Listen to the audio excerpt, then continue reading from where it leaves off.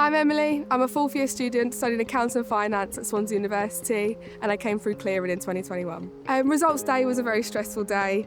It was difficult understanding that I went through clearing. It was really reassuring that I received an email from Swansea University explaining that I had a place. That was amazing, that I was able to phone someone through the uni and really get reassurance. I went to an open day in about August, came with my mum, came and saw the beach, the lovely campus, the beautiful ensuite room, which is a big tick.